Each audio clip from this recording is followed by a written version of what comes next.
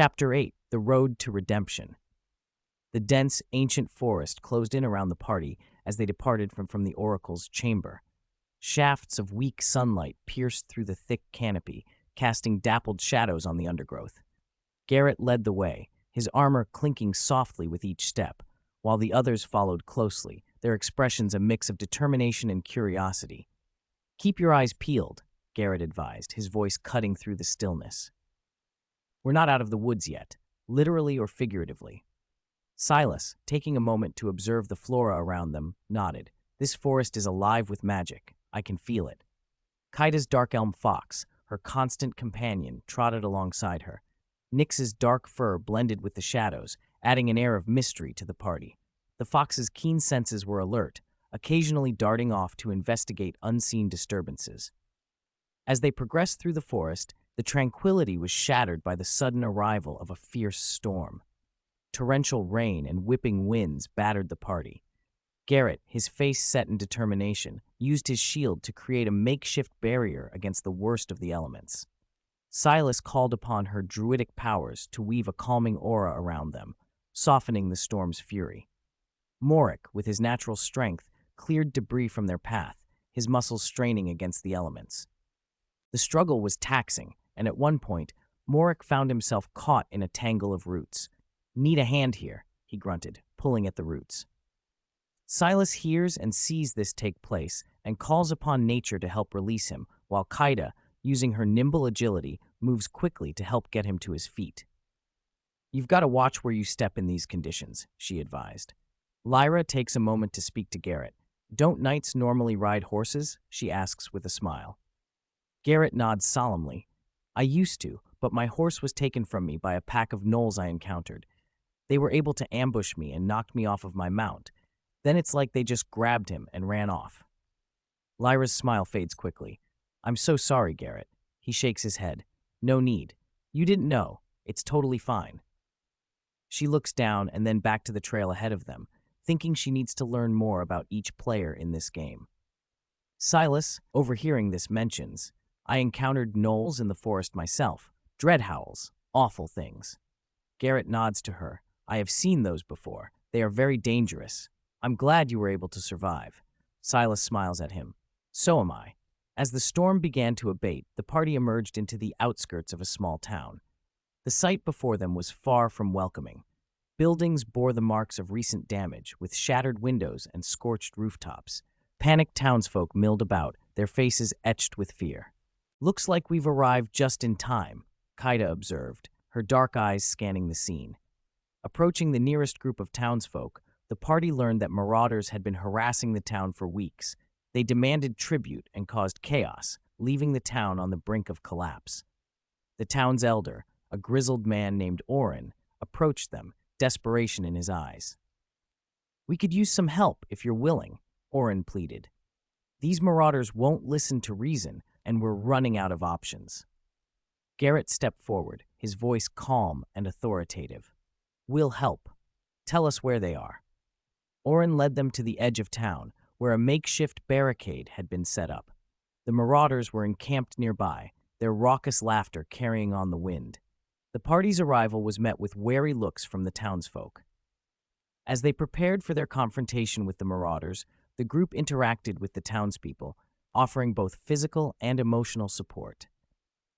Garrett spoke with a group of frightened children, telling them stories of heroic battles and reassuring them that they would be safe. Kaida watched with a smile as Nyx entertained other children, allowing them to pet her dark fur. Lyra was making herself busy talking to other villagers for more information. As they prepared for their confrontation with the marauders, Morik worked diligently to reinforce the barricade. He was soon joined by a burly blacksmith named Curtis, whose weathered face and strong hands indicated years of hard work. The two warriors worked together. They shared stories of struggle and determination that forged a new friendship, reinforcing Morik's resolve to protect those in need and to seek justice for the wrongs they faced. Silas offered healing and comfort to the injured and distressed, her gentle demeanor bringing a sense of peace to the chaotic situation. Her actions spoke volumes about her compassion and dedication to aiding those in need.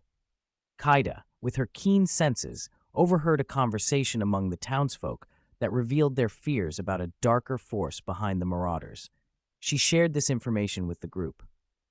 "There's more to this than just simple banditry," she warned. "We might be dealing with something more sinister." During their investigation, the party discovered a hidden cache of supplies and a symbol tied to a dark force. This symbol, an ominous sigil, was found among the marauders' spoils and hinted at a deeper conspiracy. "This symbol doesn't just represent local banditry," Kaida said, examining the sigil closely. "It's associated with a darker power. I've seen this sigil before. I found it being used with a cult, and I almost killed their leader, but he got away so I could save a little girl." "A little girl?" Lyra asks. "What? Why?" Silas looks to them both. Children are often associated with having the blood of the innocent, and many say it holds power. Kaida shakes her head. "Ridiculous. I find it so ridiculous that people believe in that sort of nonsense, especially ones that should know better. Positions of power, authority." Lyra looks out over her surroundings. "Well, we need to keep our eyes peeled for anything else like this. I feel like we'll be seeing more of this sigil in the future." The three women nod to agree and separate to find places they can help with the villagers and each other. Soon, the party decided to confront the marauders. The battle that followed was fierce but quick. Garrett led the charge with his greatsword. Morik wielded his warhammer with deadly precision. Silas used her druidic magic to control the battlefield, and Kaida's agile strikes overwhelmed their enemies, while Lyra's cast the spell Flaming Arrows on her bow and ignited several of the marauders. They worked well as a team for one of their first tests together, dispatching many marauders, wounding several others. The whole ordeal only took about 20 minutes to complete this mission. As the last of the raiders fled, the townsfolk began to emerge, their faces reflecting relief and gratitude. Orin approached the party, his eyes filled with respect. "You've saved us. We're in your debt." He reached into a bag and rifled around some gold coins, but Lyra shook her head at him. "No payment is necessary. Your survival is payment enough for us." Orin gave the best smile he could muster and nodded to her with all appreciation. "But at least let us feed you. It's the least we can do." Lyra looked at the rest and shrugged. "Okay, fine, but nothing that will take away from the children or elderly." Orin nodded to agree and soon came back to them with bags of food for the road. "We're just getting started," Garrett replied, his gaze fixed on the darkening sky. "But we need to follow up on this symbol. It might lead us to something crucial." The group gathered their belongings and prepared to leave, their resolve strengthened by their victory and the new clue. As they departed, a dark figure watched from the shadows, a fleeting hint of something more dangerous lurking in their path.